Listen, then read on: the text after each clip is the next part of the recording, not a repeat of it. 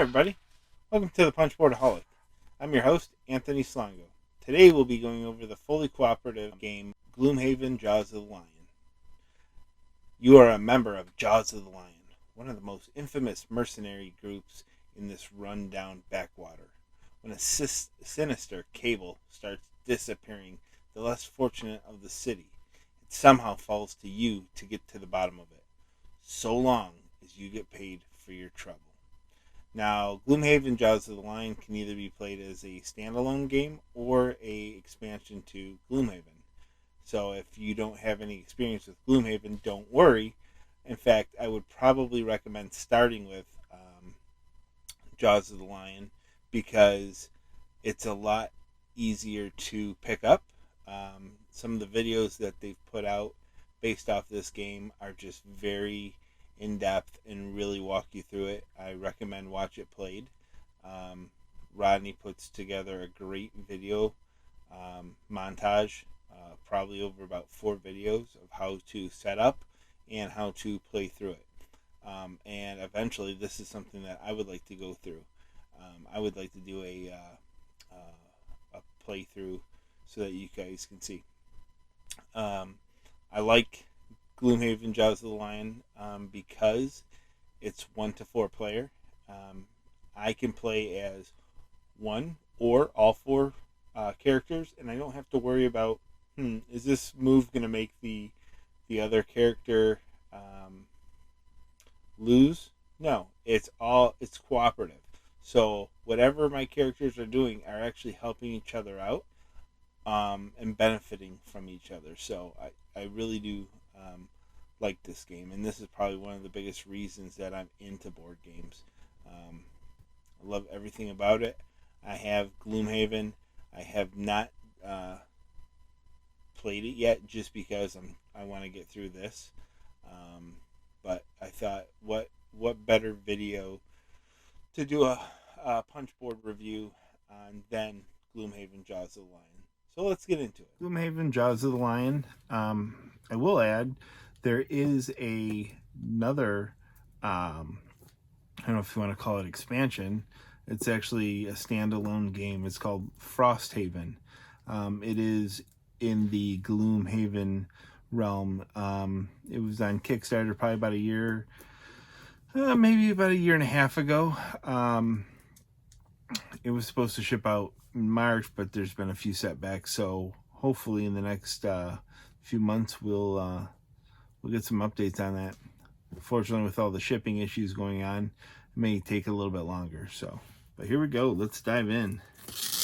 I really love the characters, the artwork. There's just a ton to this game.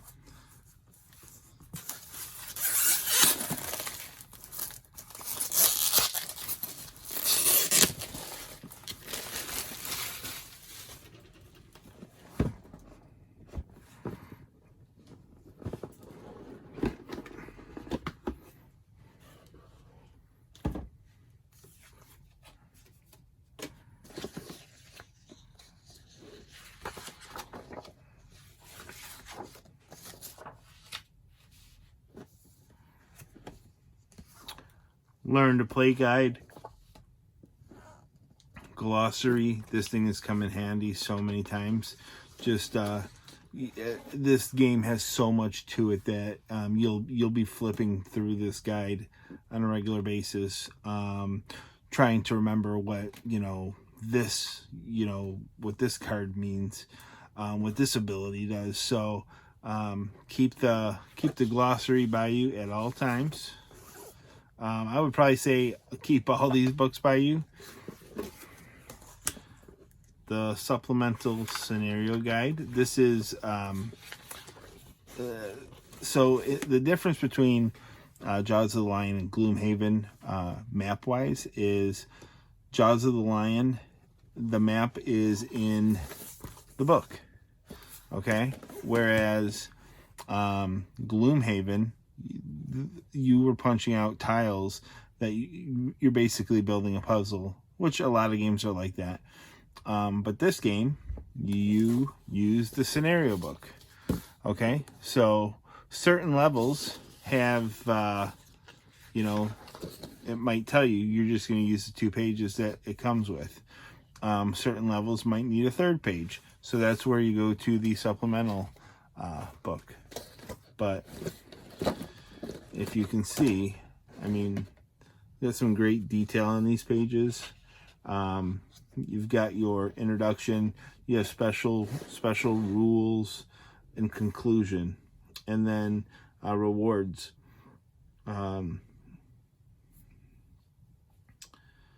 So yeah, let's see if I can show you another example. Still 2 pages. Yeah, and if you see here the map layout, it's saying pages 4 and 5. Okay, so here we go, pages 6 and 7 and 2. So we open this up. Okay, so this is not an additional page for the map, but it's giving you the conclusion for the black ship.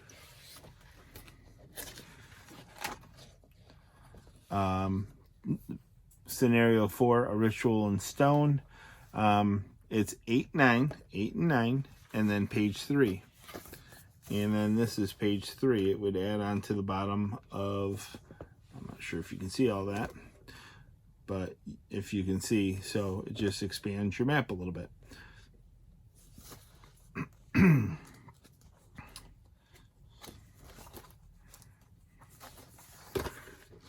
So, I really like this game. I haven't spent nearly enough time playing it. It's been a little while. With everything going on in the world today, it's harder to sit down and play a game. Yeah, this one has got great replayability. Even if you beat us, I've beaten the same scenario several times. I find that if I don't play it on a regular basis, I'll go back and I'll replay. Now, this has got a tracking mechanism. So when you at the end of each game, when you end, however much gold your character has, if they have any, if they gained any points or leveled up, you're gonna mark all that stuff down. Now they give you somewhere in here, we'll find it, but they give you sheets that you can document all that on. But there are so many different trackers on the Apple Store, on the Google Play Store that you can download for free, that really help out. I do want to say too that if you're into this like I am, they give you, well, not really give you, but there's an audio narration for both Gloomhaven and Gloomhaven Jaws of the Lion by Foreteller, and I really enjoy it. I put my little Bluetooth speaker on the table. I'll play the Foreteller scenario, and then when that's done, I just play different types of mythical music in the background to kind of set the mood. But yeah, I love listening to the narration. It's good stuff. And there is the Frosthaven, if you can see that. I'll show it up here too. So we are just waiting on this to come out. Not soon enough. Like I said, I haven't even beaten Jaws of the Lion or even played Gloomhaven, and I'm super excited about playing Frosthaven, so we'll see. Okay, so we have quite a bit of punch boards. 1, 2, 3. These are all your bad guys. 4, 5, 6, and this is not punchboard. This is the map. As you beat different scenarios, you're going to mark which ones they were with a sticker. And the sticker is just an overlay. It's going to, so this is,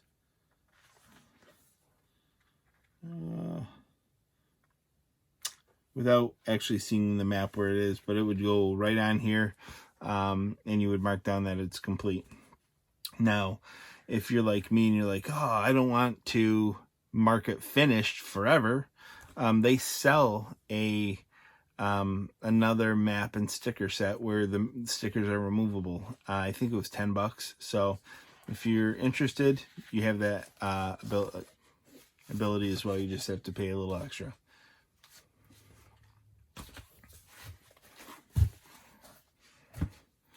All right. You know, a lot of games that give you the trackers like this, they'll make you punch it out and put it together. This one, it's all together. No concerns with that. I don't have a problem with that. Sometimes better off. I don't know. I've never really torn one of these.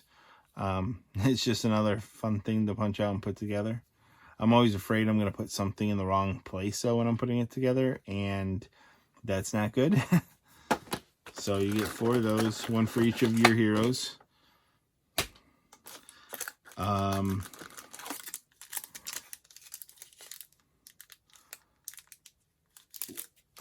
not really going to get into the gameplay, so I'm not going to go over every single card. But these are different items that you can collect from the shop. You pay for them with the gold that you earn in each mission. These are different things that you can earn, objectives. At the end of each campaign, there is a bonus thing that you can do, and that's what these cards are. So once you do it, you're done. These are the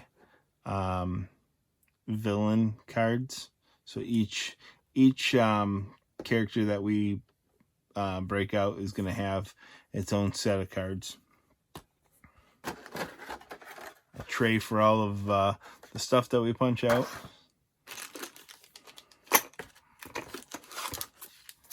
The villain cards.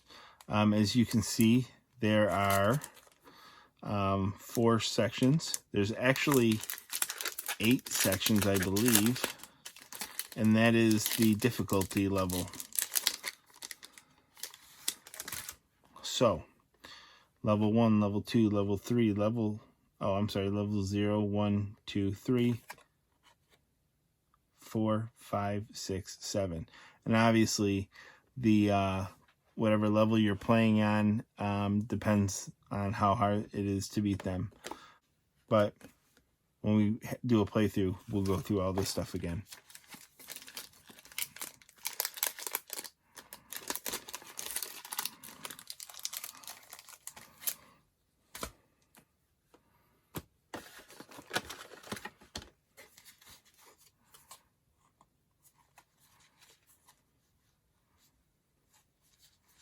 These are just dividers.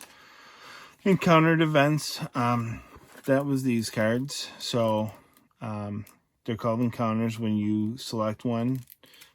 This is just a divider for it. You got your monster attack identifiers, curses, and bless, which are added. They're not added in the first game. I think it's like the 5th or 6th that the curses and blesses come. Unavailable items are the items that haven't been that your level is not capable of using yet. And then available items are what's available for purchase. Okay, and I'm sorry, encountered events are the events that you've already done, and then you have new events that you have not selected yet.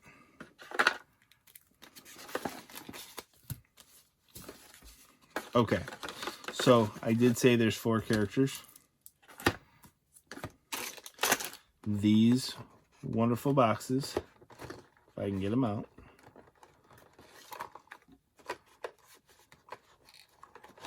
are your characters. Okay, So we have, let me get my trusty, without knocking everything over.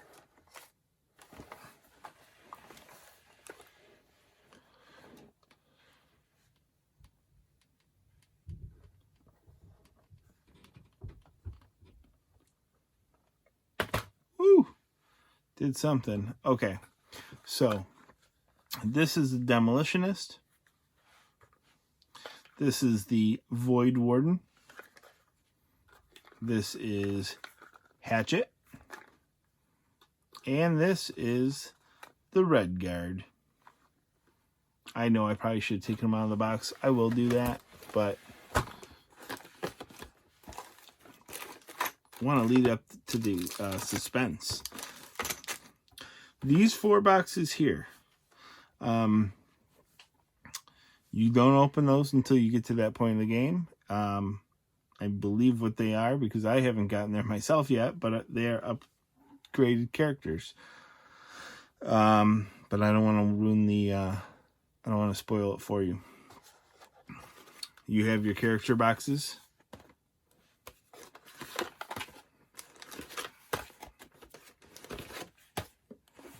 So, let's go through one of the character boxes. This is Hatchet.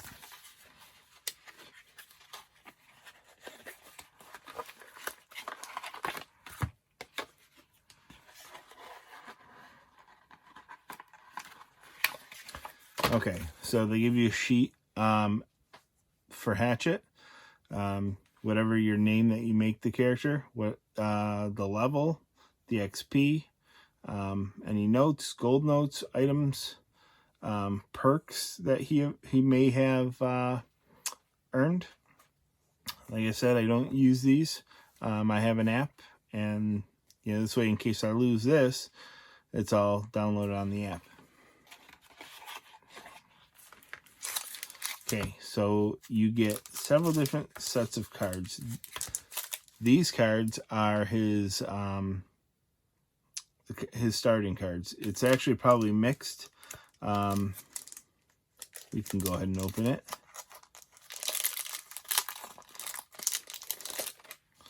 So you have just a player reference card. Now, I'd have to look at the directions. It's been a while, sorry.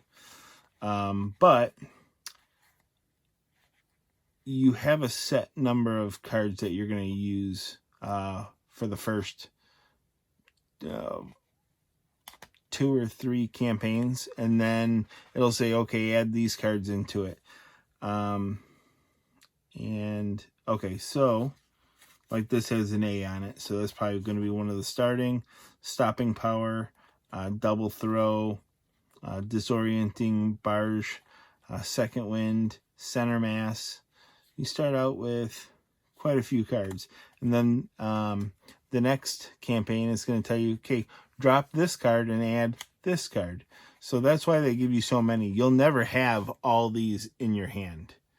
You might have 8 to 10, I believe, max, and at some point too, you're going to start losing cards just for that round. If you do a certain move, you're going to have to discard it for the round. Or I believe if you want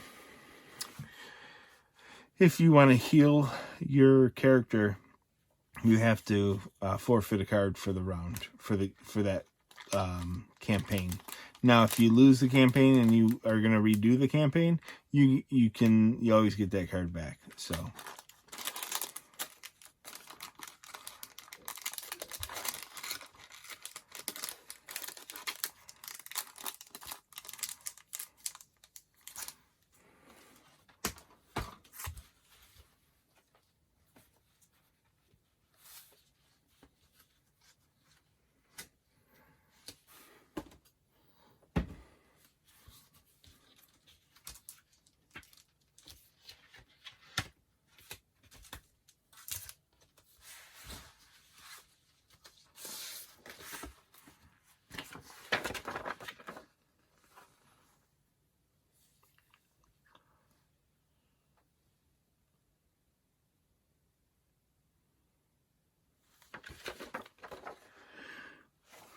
Okay, these are Hatchet's ability cards. So, and again, these, I want to say you get swapped out after a few campaigns.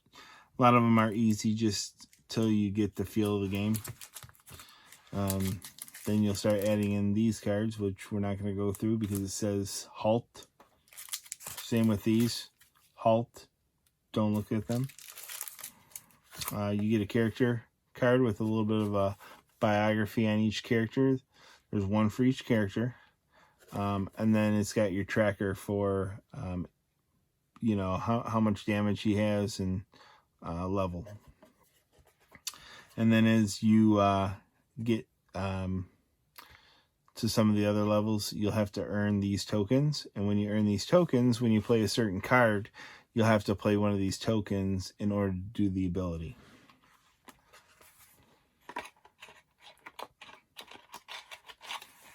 And if I'm correct, I think those cards, when you do play them, they become, once you play that card and you put the token on it, it's something that lasts the whole game or that campaign. So you don't lose it until that campaign is over. All right, so let's take a look at the characters.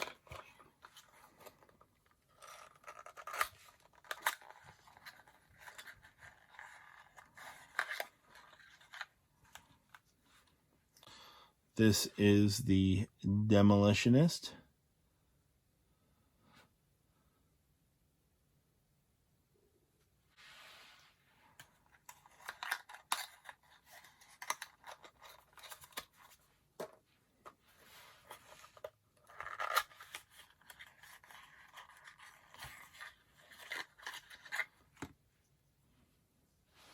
The Void Warden. Kind of like your Gandalf the Grey character.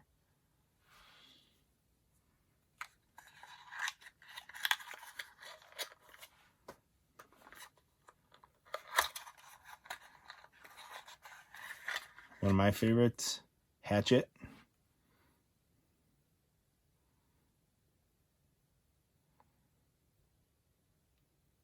I really look forward to painting these guys too. Something I wanted to do for a while.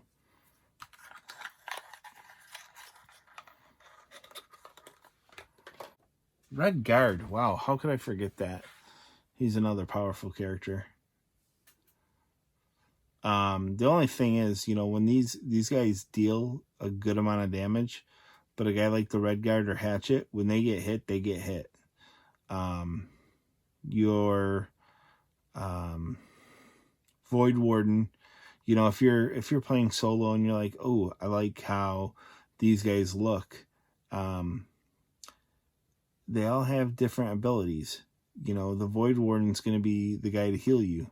So if Red Guard is down a lot of HP, you want the Void Warden in to help your guy come back. So that's why I like playing with all four. Not that it, you know, there's any cheating involved. I'm playing on at least level 1. So it is a little bit easier, but there's been times where I've lost the same campaign 2 and 3 times, you know, because these guys are at such a lower level. So this is an awesome game. It's like a video game, but in a board game form. So.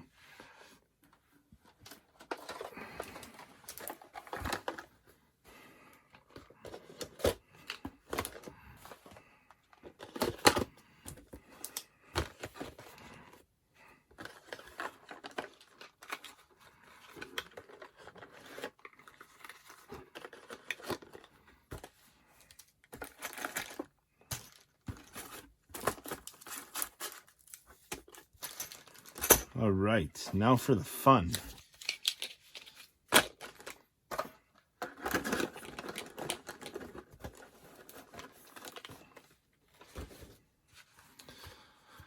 The moment we've all been waiting for, the punch board.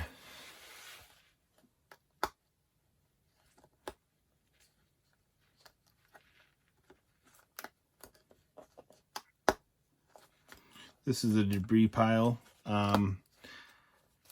Without looking at the rule book, I believe the debris pile, when you move your character, you move them, one space at a time. But you might be able to move them, depending on what card you pull, you might be able to move them up to 3 spaces. Something like this might take you like 2. It might be considered a jump, so you might have to use 2 movement to get over it.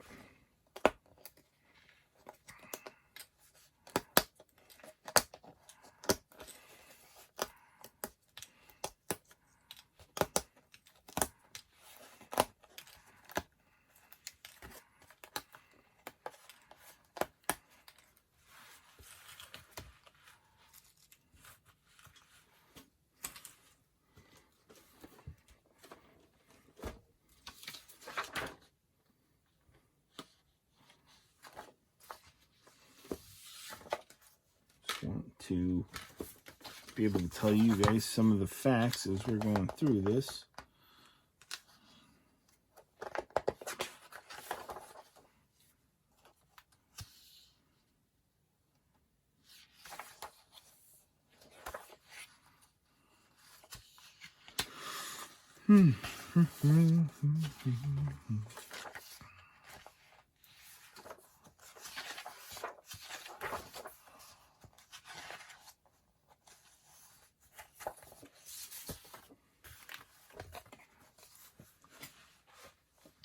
Okay, so your activation token will lead to something else in the scenario book. If you land on it, you're going to look up what the activation is. It's always something different.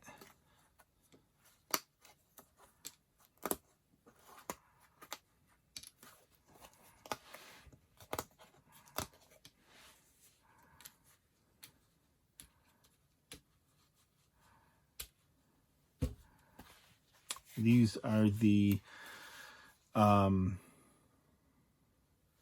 character names. So when you're playing, you keep these in order from who goes first, the order of play.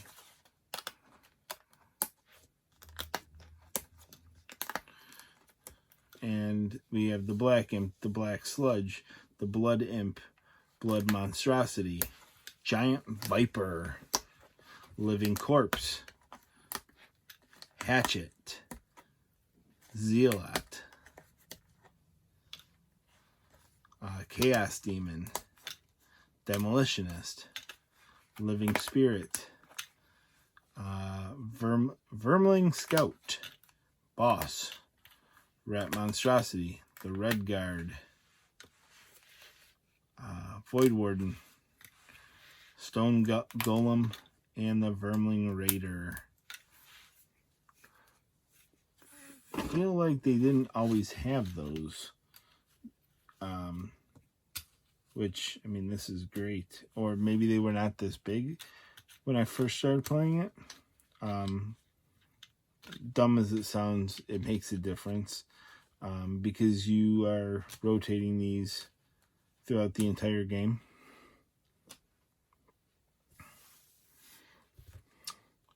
I feel like I may have even made a spreadsheet and cut them out individually and move them around. Don't ask me why, I just do things.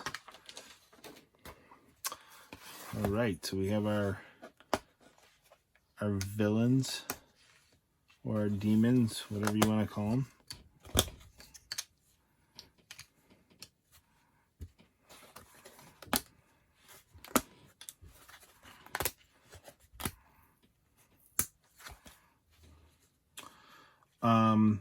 If I had to explain why, certain characters only come with 3, some of them have 6, some of them have more. I think somebody has more. If not a big deal. It's just a way to keep track of who you've had out. Doesn't mean you're not going to use more, but you're not going to see everybody on the board just because the board's in front of you. it's really going to be broken down to what section. So if there's a doorway, you can't see past the doorway, so you don't know who's back there. So if you defeated a stone golem in one room, okay, he comes off the board. Now when you go in and say you only have 3 of them, then the other 3 are going to appear once you go through the door. So you can't see anything until you go through the door.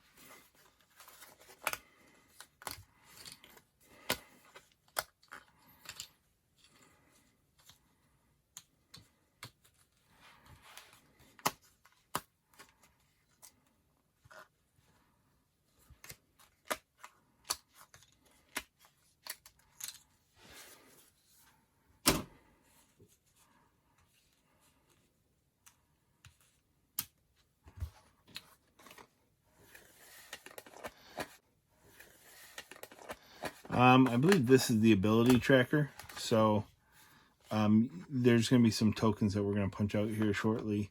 And when you do a special movement, you move the tokens across this board. When you move the token, depending on where it's at, inert means it's not in effect.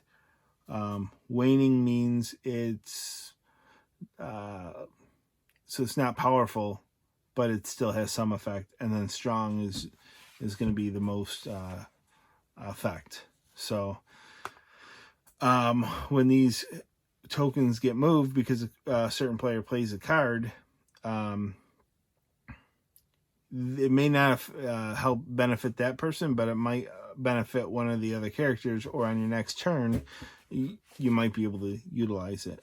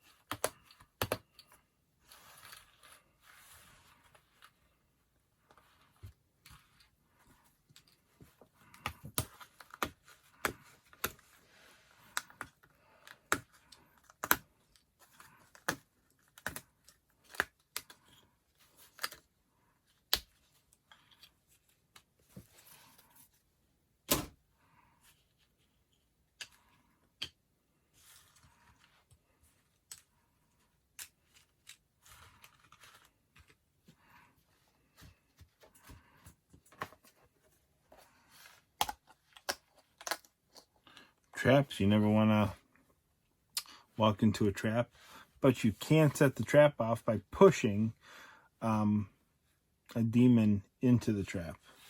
So that's a cool benefit. Chests. One thing I always try to do is, when I am playing a game, get to the chest. It's a way that you can earn different things. You can get items, you can get gold, this green stuff is actually like a gas that will affect your character if you go through it, so you don't want to do that.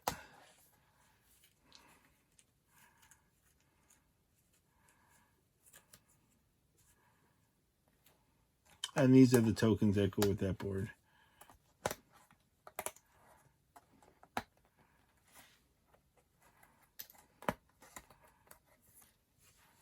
Let's see if we can find a quick reference to what they mean.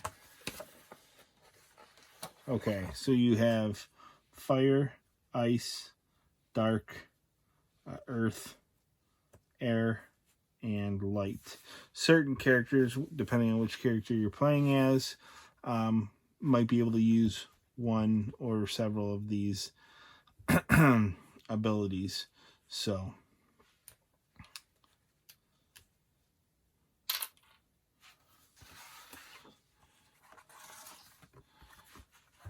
these are different things that might affect you or the demons. If you're marked with it, you put it on your character's card, or if the demon has it, it goes on there right on the spot that demon is in. It might limit you from doing a certain move or casting a spell. One of the hardest things to get used to with this is remembering, oh, I can't do that because I have this attached to me.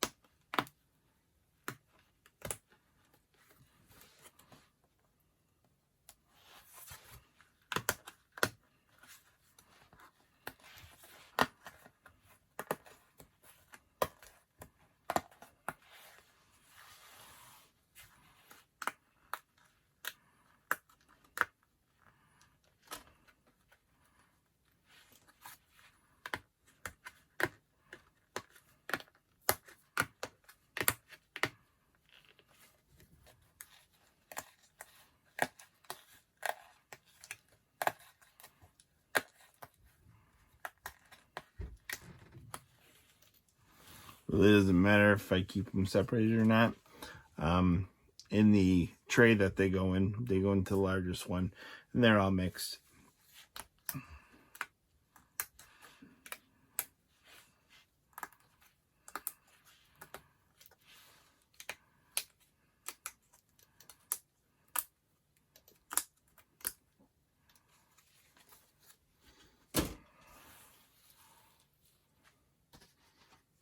All right, last tray, or punch board, I'm sorry. We have more traps. This is damage, so each demon, depending on whatever level they're playing as, they're going to have a certain amount of damage that you're going to have to beat them with. As you start hitting them, you'll start placing damage tokens on them to kind of keep track of where you're at.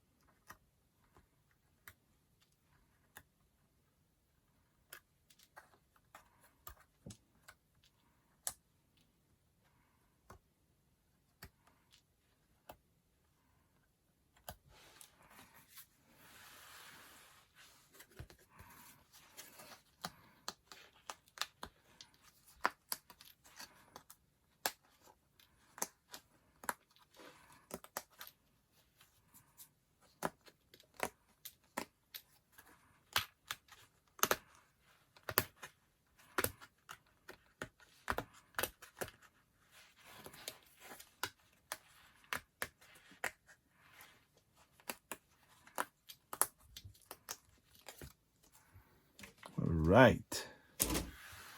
I'm sad. That's the end of that one. It's never enough to punch out.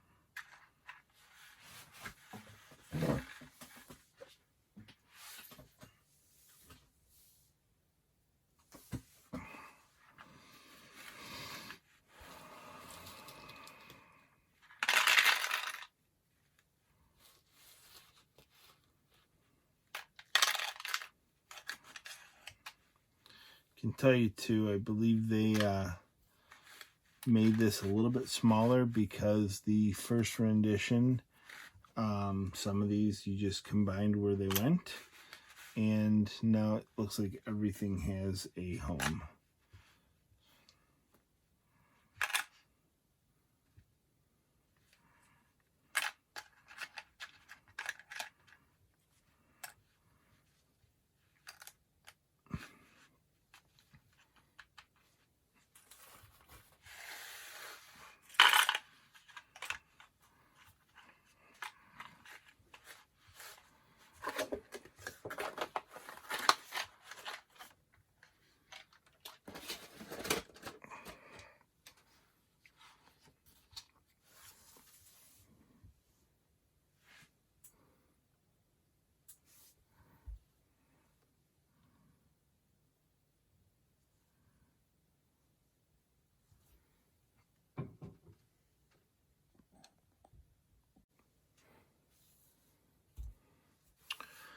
All right, now to start packaging everything up.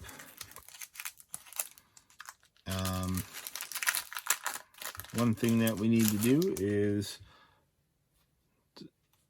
put the name tags with the characters. So in order to do this, we know that these are the bosses.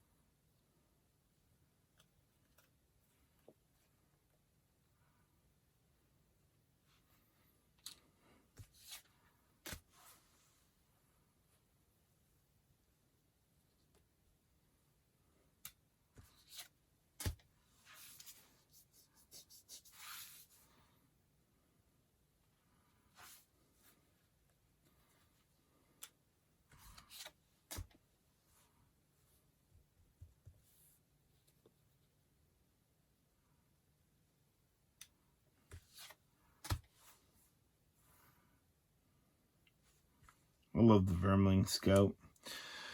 They give it this wonderful green background, kind of looks all bright and happy, but I mean, I don't know that I can really get in there and zoom his face in, but he's just This dark, evil little rat.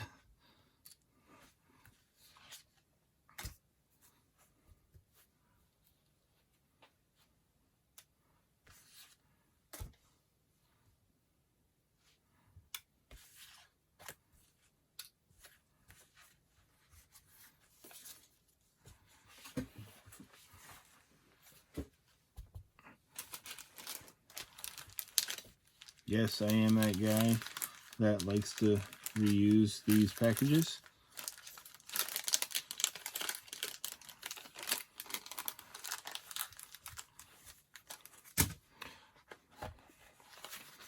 Alright, we got our demolitionist. Ooh, we got cards popping through the bottom. Put the name tag in there.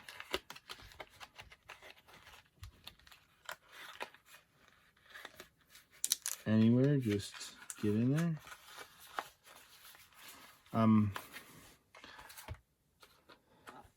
We get the Void Warden.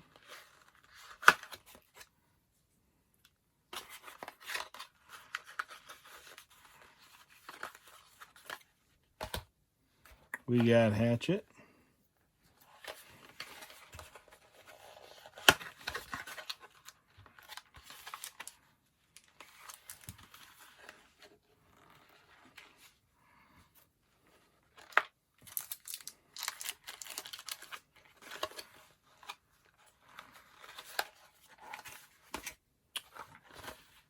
And the Red Guard.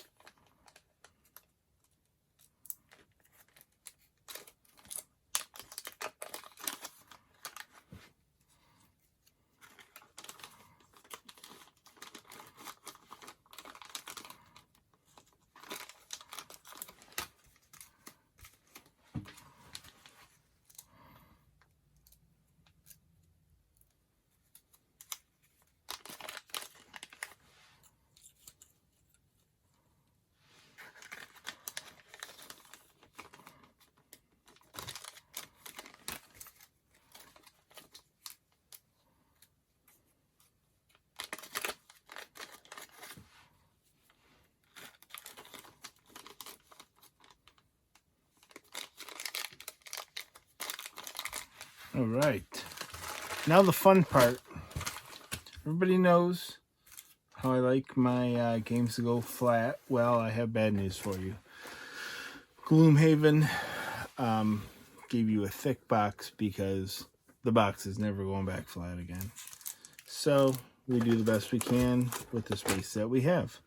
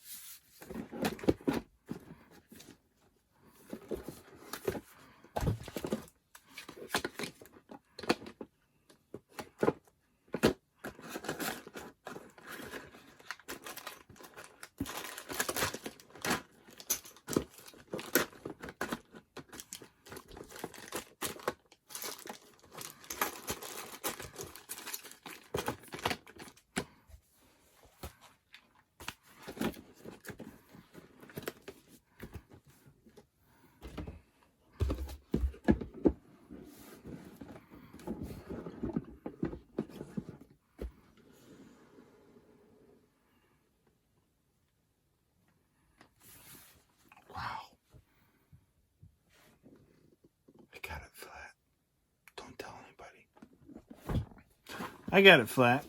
But that's Gloomhaven, Jaws of the Lion. I hope you enjoyed this video. This is, again, one of my favorite games to play. May not seem like it. I've only played it a handful of times, but this is what keeps me looking for new games. The mechanics of this game, I want more like it. So hopefully soon we can get some gameplay up so that you guys see how I play the game. And when I do it, maybe I'll play all four hands so that you can see what goes into it. All right. Thank you again for watching. My name is Anthony Slongo, and for Gloomhaven Jaws of the Lion, we're going to give it 5 pieces or components out of 5. For me, the amount of stuff to punch out was awesome. I want to say there was, 6 punch boards. The gameplay is amazing.